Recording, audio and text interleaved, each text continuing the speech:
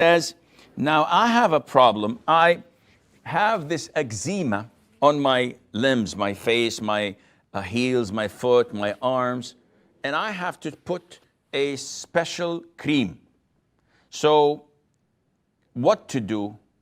Some scholars say that you have to combine between wudu and tayammum. So he says, what's the reference for that? Well, if you were to study the books of fiqh, you will find a number of evidences for that.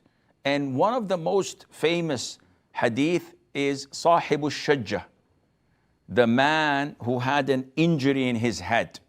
So they were at an expedition, and the man had a blow to his head, which caused him to bleed, and he wrapped it so that it stops the bleeding, and he was suffering.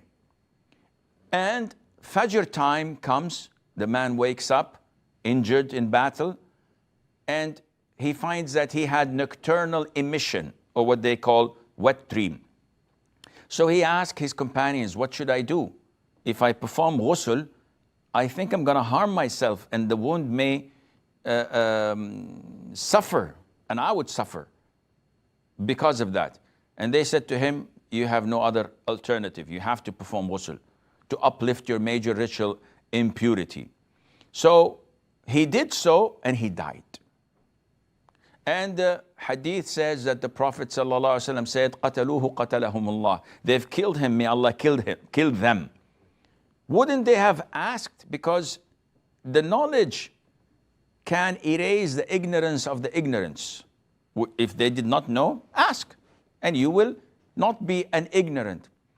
And in some narrations, but these are weak, some of them authenticated, that he should have performed ghusl, but skipped the area and wiped over it. So there is one way of doing it, that if I have a blaster on my hand, I perform normal wudu.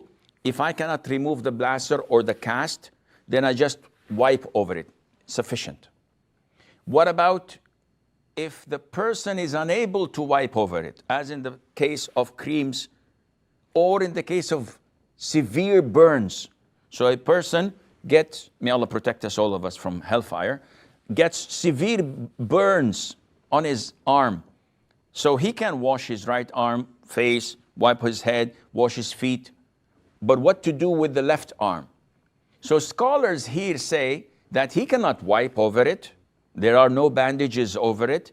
So they said that for not washing his limb, he performs tayammum. So why not perform tayammum from the beginning? Yeah, but he can wash the rest of the body.